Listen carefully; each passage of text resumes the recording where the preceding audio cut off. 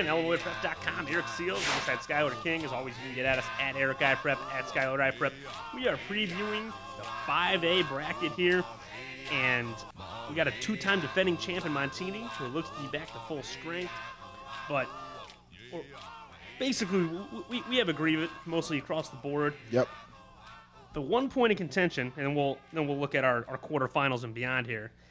In round 2, we talked in our top 10 show that Kaneland beating Morris in week 9 was big because in the second round, Morris is going to have to play JCA. Yep. You don't think that's that big a deal because you have the Redskins over the Hilltoppers. Yeah, I do have Morris over JCA. JCA, last few games, hasn't been the JCA, maybe even more towards the beginning of the year. Morris has been playing real good lately, and I think they're going to just take advantage of where they're at right now. I think, I'm probably going to put a call into JC Hilltopper and Dan Sharp and just be like, this Eric Seals character is completely disrespecting the program with more state titles than anyone else in the state. And I mean, but Morris is a program, though. They're going for number 14. Morris is a program. Morris is no chump. They're not a pushover. A well-deserved number 1 seed in 5A. And but if this was a selection committee situation instead of just what your record is, would Joliet Catholic be a 4 seed?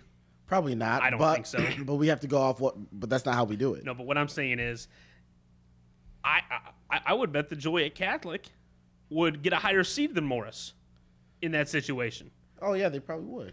And to me, now this game is going to be at Morris. Yep. So that's big. I just think there are too many athletes on Joliet Catholic. I mean, again, we talked about it all year. I don't know how this changed your opinion because Joliet Catholic lost to teams that are bigger than 5A. They have 8A type athletes. They do. No one else in 5A can really say that, and that's why Joliet Catholic wins this football game. Yeah, but Morris, you're discounting Morris. Morris has been playing good throughout the whole year. I think you need to go check back historically and see how Morris does against JCA in the playoffs. I'm not going to look historically.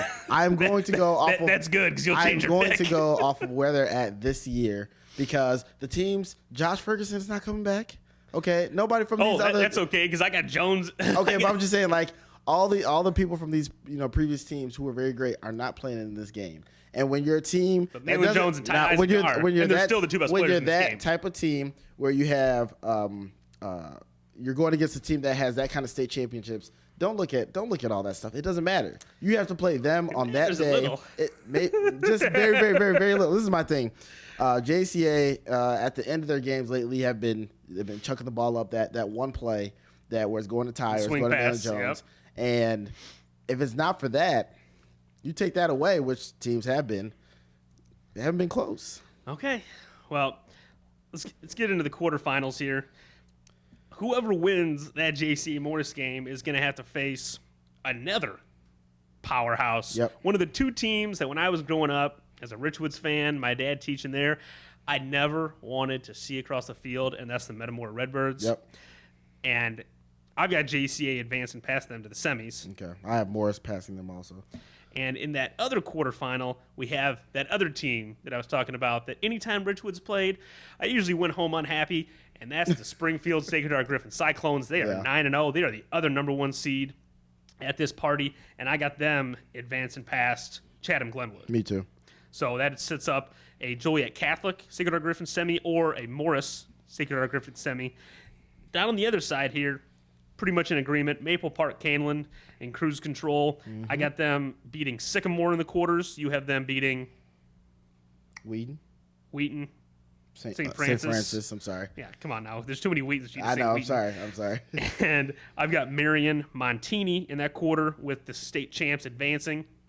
So Kaneland, Montini. Mm-hmm.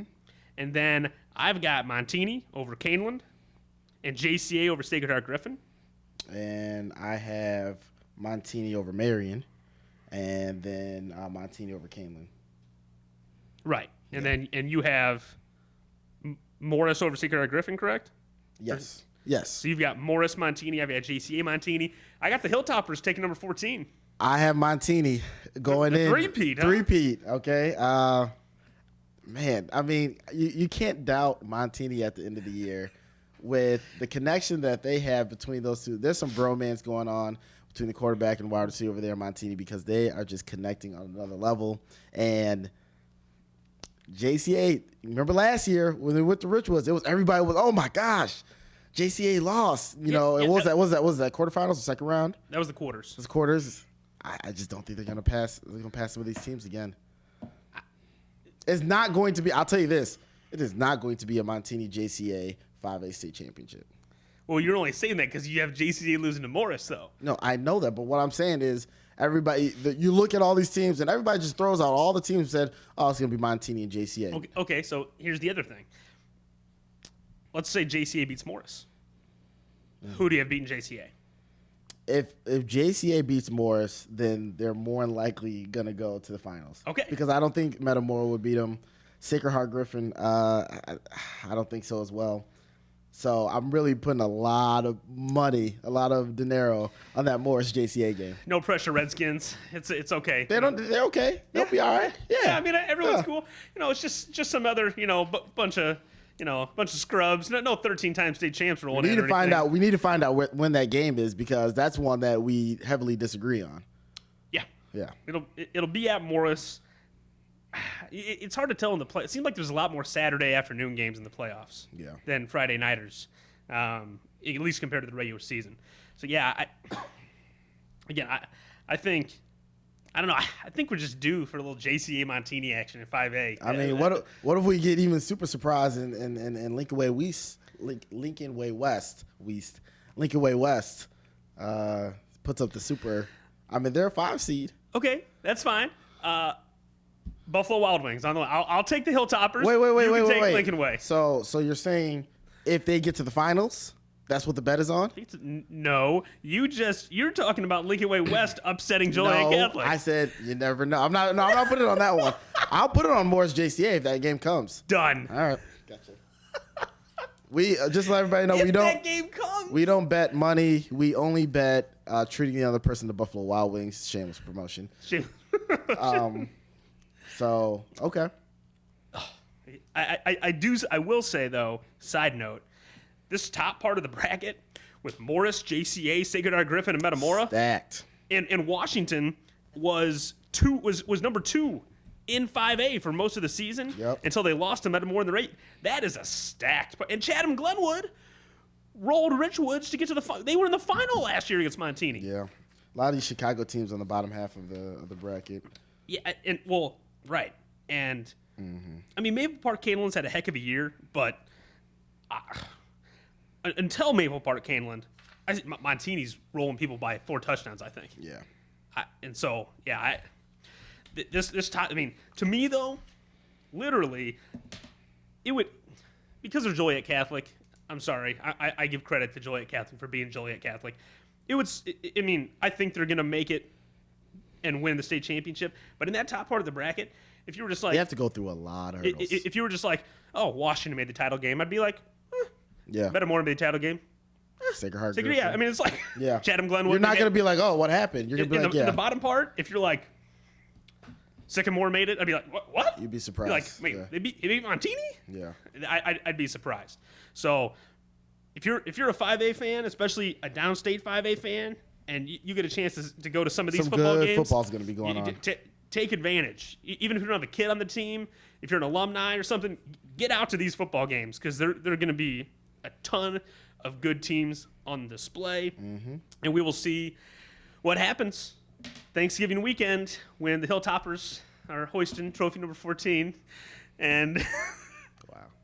And Eric Seals is crying in a corner somewhere. It'll be okay. Anyway. Yeah, I have no comment. Yeah.